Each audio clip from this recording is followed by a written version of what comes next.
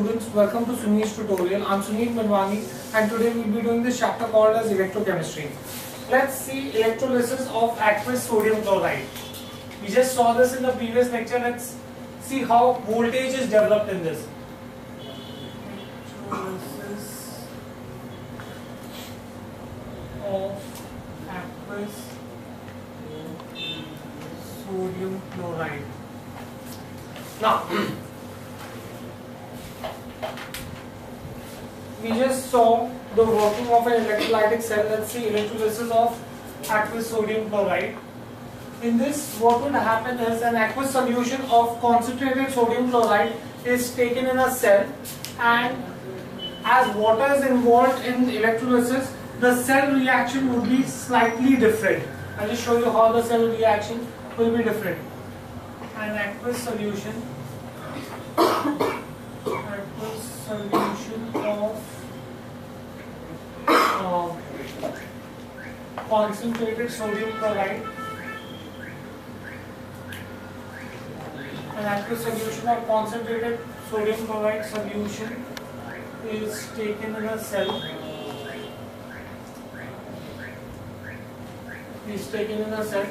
As water is involved in the electrolysis.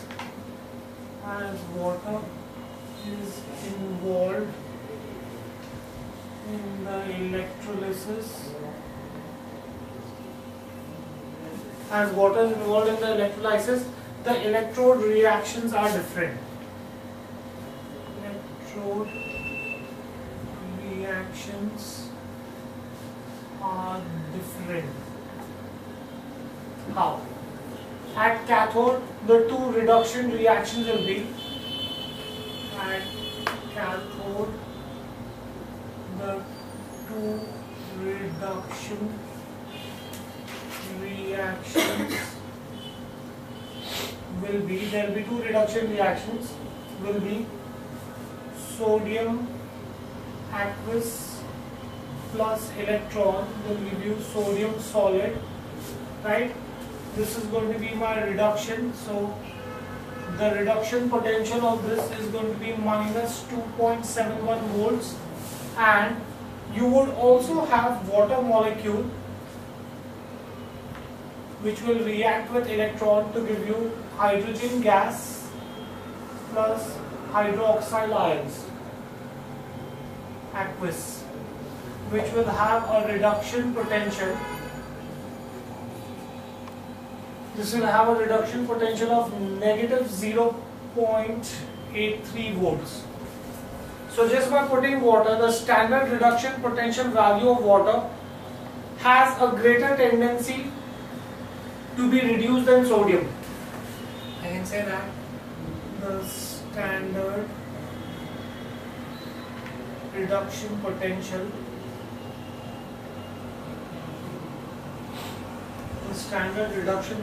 values of show that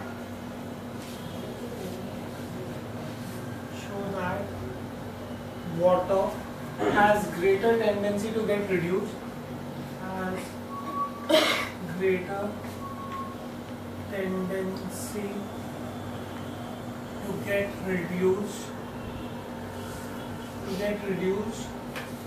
than sodium ions, right? Hence, at cathode, reduction of water occurs. Hence, at cathode, reduction of water occurs. Fine. Now, at anode, the competing reactions are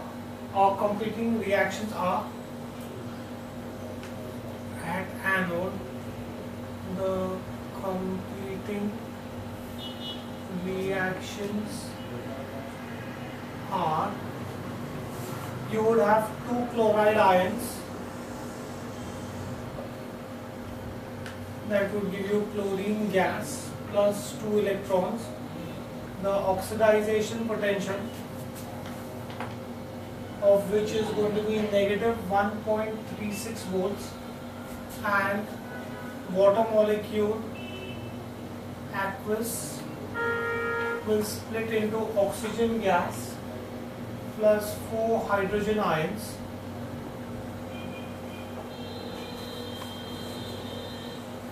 aqueous plus 4 electrons whose oxidization potential is going to be negative 0.4 volts. Here again what we see is that the standard oxidization potential of water is higher than that of chlorine, hence the greater tendency to oxidize. The standard oxidization potential, the standard oxidization potential of water is higher than that of chlorine, of chloride ions, hence greater tendency to oxidize. Hence greater tendency to oxidize. Fine. Now, this is theoretically. However, experimentally it is observed that chlorine gas is liberated at anode, which is due to over voltage. However, experimentally what we found out, mentally it was observed that chlorine gas is liberated at anode, right? Hence the overall cell reaction,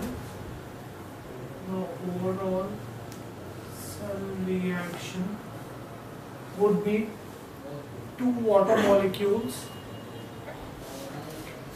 plus chloride ions in aqueous state will give you chlorine gas in aqueous state, chlorine gas, not in aqueous state, chlorine gas plus hydrogen gas plus 2 hydroxyl ions, and the net cell oxidization potential or the net cell potential is going to be minus 2.19 volts. That is going to be the potential that is going to be developed here, right? So thus during electrolysis what we see is that hydrogen gas is liberated at cathode and chlorine gas is liberated at anode. I can say that during electrolysis hydrogen gas is liberated at cathode and chlorine gas is liberated at anode. Fine. The unreacted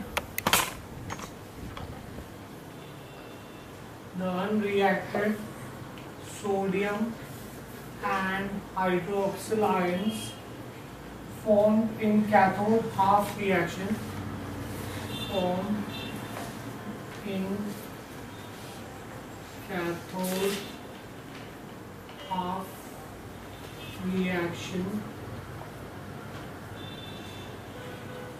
combine to form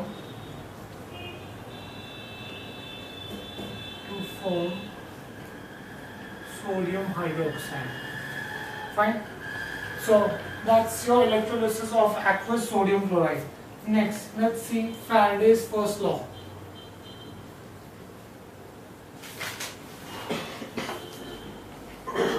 Faraday's first law of electrolysis.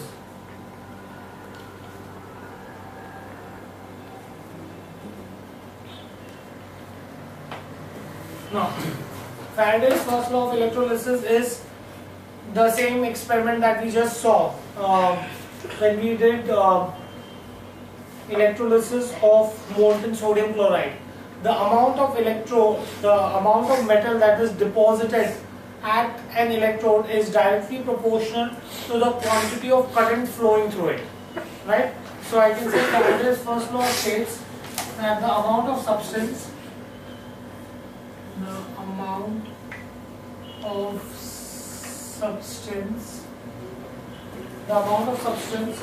undergoing oxidation and reduction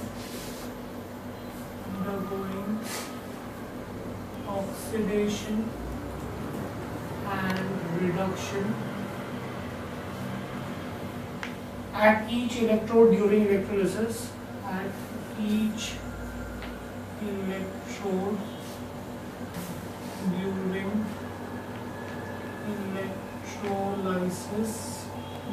is directly proportional to the quantity of electricity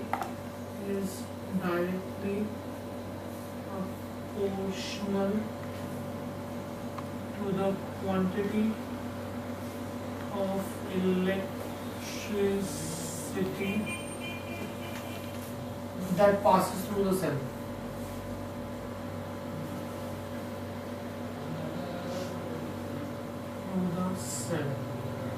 More sodium would be deposited at cathode if more electric current passes through it. Less or a thinner layer of sodium would be deposited at cathode if less current passes through it.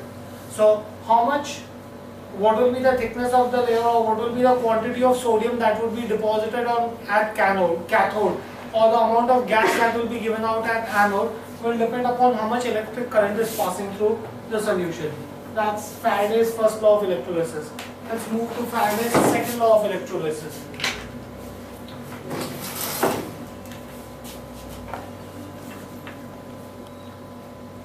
Faraday's second law of electrolysis.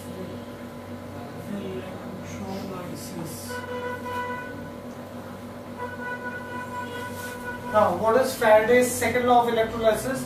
When the same quantity of electricity is passed through different cells in series containing different electrolytes, then the amount of substances deposited is directly proportional to their electrochemical equivalent.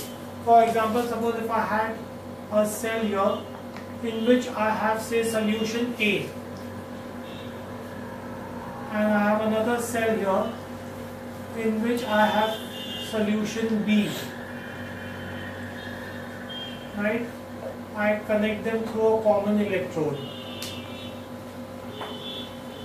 I pass same electric current through them.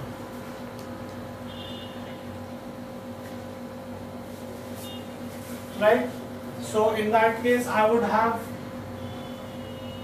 some gas that would be given out here, a layer of metal that would be deposited here, right? Same way, this is going to be the negative terminal. So if this is going to be the negative terminal, you will have some layer of metal that will be deposited here and gas that will be given out here. Now Faraday's second law of electrolysis says that when same quantity of electric current is passed through different solutions containing different electrolytes, then the amount of metal or the amount of gas that will be given out is going to be directly proportional to their chemical equivalents. What is their chemical equivalent? The ratio of their chemical equivalent will tell you what will be the ratio of the metal that is deposited or the ratio of the gas that is given out in the two solutions. That is Faraday's second law of electrolysis. When same quantity of electricity is passed, when same quantity of electricity is passed through different cells,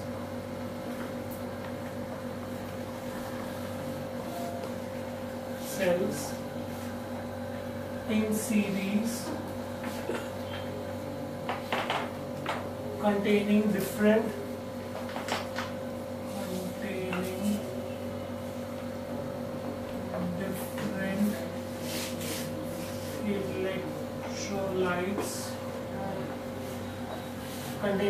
electrolytes, the amount of substances oxidized or reduced, the amount of substances oxidized or reduced, the amount of substances oxidized or reduced at the respective electrodes are directly proportional to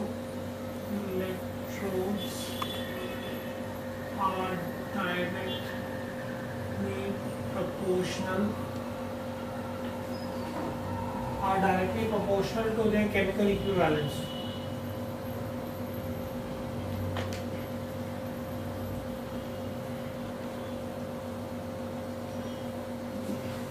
Right? That is Faraday's second law of electrolysis. Now, let's try to see some basic concepts of electricity. What do I understand by Coulomb?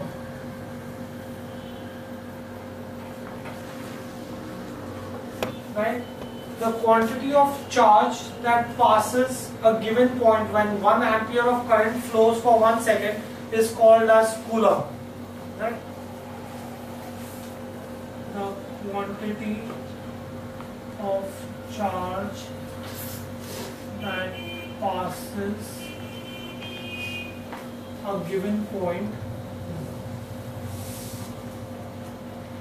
when 1 ampere of current flows for 1 second. That is what is Coulomb. Next, what do I understand by Faraday?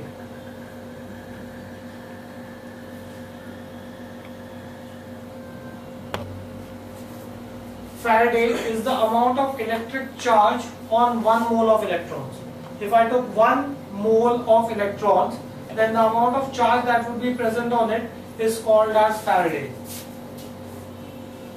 The amount of electric charge on 1 mole of electrons. 1 mole of electrons.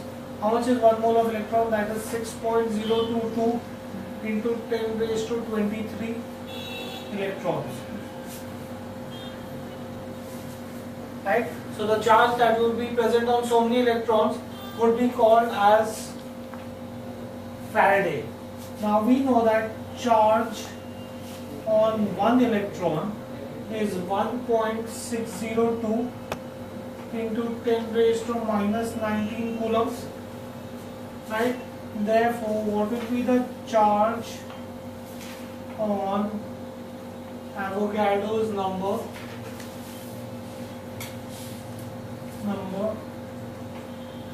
of electrons? The charge on Avogadro's number of electrons will be charge on 1 electron into the number of electrons, that is 6.022 into 10 raised to 23 into 1.602 into 10 raised to minus 19. When you multiply this is going to give you 96,473